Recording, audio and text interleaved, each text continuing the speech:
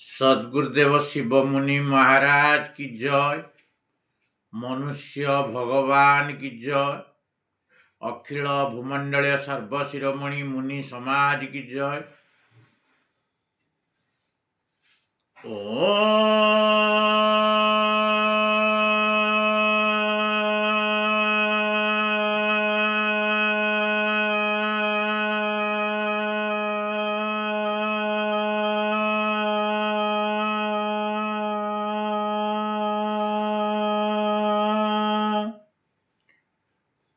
आज सर्वप्रथमे आत्मदेव को स्तुति करी आत्मज्ञान विषय किछि आलोचना करने को जाउछि।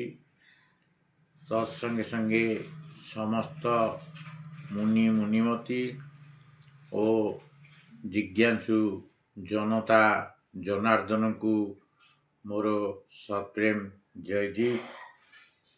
आज आमे आलोचना करिबा जड़ता और चेतनतार परस्पर प्रभाव। यही संसार रे जड़ और चेतन दुईटी पदार्थ अच्छी। तेणु संसार जड़ और चेतनमय अटे। दुहे अन्यटीर एते निकट जे गोटिकर प्रभाव अन्य उपरे पड़ी थाए, किंतु चेतनर कल्पनारे जड़ तत्वर अस्तित्व जना पड़े। चेतन अनादि अटे, तेणु तार कल्पना मध्य प्रवाह रूपरे अनादि। जेपरी जड़ शरीर चेतन जीवर संजोगरे चेतन हो जाए, जेपरी काठ मूर्ति चेतनर नचाई बारे नाचुथिबार प्रतीत हुए, ठीक सेही परी मनीषर संबंध जड़ और तार गुण अज्ञान सहित अधिक हेउथिबारु चेतन मनुष्यर किछि जड़तार गुण आसी जाई थाए। और जड़ता आसीगले मनीष बंधन और नर्क दिगकू बढ़ी जाई थाए। कारण जड़तार संबंध अज्ञान और बंधन सहित युक्त। जड़ता नरक अज्ञान और बंधन सबू एक प्रकार अर्थ बुझाउथिबा शब्द अटे। पशु मनुष्य ठारू अधिक अज्ञान अटे और जड़तार अधिक निकट अटे। पशु मस्तिष्क रे बा बुद्धि रे स्वतंत्रता बा मुंडर महत्व सेते नाही, जेपरी आत्मज्ञानी मस्तिष्क रे बा बुद्धि अच्छी। तेणु मनुष्य यह द्वारा विशेष प्रकार मुक्त होई पारे।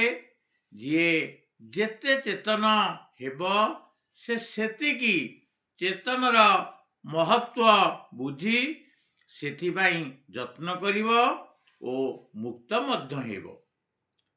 बलद गोटिए जड़ दौड़ी अपेक्षा बहुत चेतन। यही कारणरू बलद खुंटरे बंधा होइथिले केबे केबे बंधनरू मुक्त हेबाकू से जत्न करे, किंतु खुंटरे बंधा होइथिबा दौड़ी नितांत बा अति जड़ होइथिबारु खुंटरू मुक्त हेबाकू केबे चेष्टा बा जत्न करे नाही। किंतु बलद मनीष ठारू अज्ञान होइथिबारु मनीष भली निज बंधन खोलिबाकू जत्न करि पारे नाही। मनीष जदि बलद परी दौड़ी रे बंधा होइथांता ସେ ପ୍ରତିଦିନ ଖୋଲି ଦେଇପାରନ୍ତା। ଯିଏ ଯେତିକି ଜଡ଼ ସେ ସେତିକି ନିଜର ମୁକ୍ତି ବିଷୟରେ ଅନଭିଜ୍ଞ ବା ଜାଣିପାରିବ ନାହିଁ। ବଳଦ ମଣିଷ ଠାରୁ ଅଧିକ ଜଡ଼ ଥିବାରୁ ବା ଅଧିକ ଜଡ଼ ହୋଇଥିବାରୁ ଯଦି ତାକୁ ଖୋଲି ଦିଆଯାଏ ସେ କିଛି ସମୟ ଏପାଖ ସେପାଖ ବୁଲାବୁଲି କରି ପୁଣି ସେଇ ଖୁଣ୍ଟି ପାଖରେ ଆସି ଆପେ ଆପେ ଛିଡ଼ା ହୁଏ। ସେ ଜାଣିଛି ଯେ ନିଜର ରକ୍ଷା ଓ ପାଳନ ନିଜେ ସ୍ୱତନ୍ତ୍ର ହୋଇ କରିପାରିବ ନାହିଁ। ସେହିଭଳି ଅଜ୍ଞାନୀ ମନୁଷ୍ୟ ଯାହାଙ୍କର ଜ୍ଞାନୀମାନଙ୍କ ଅପେକ୍ଷା ଜଡ଼ତା ବେଶୀ, କାହାରି ବନ୍ଧନରେ ରହିବାକୁ ଅଧିକ ପସନ୍ଦ ସେମାନେ କରନ୍ତି। କାହାରିକୁ ନହେଲେ ମଧ୍ୟ କଳ୍ପିତ ଓ ମଜହବୀ ଈଶ୍ୱରଙ୍କୁ ବନ୍ଧନରେ ଅବଶ୍ୟ ରହିବାକୁ ଚାହାନ୍ତି। ଅନ୍ୟ କାହାର ଚାକର ନ ହୋଇ ଭଗବାନର ଚାକର ହେବାକୁ ଚାହାନ୍ତି।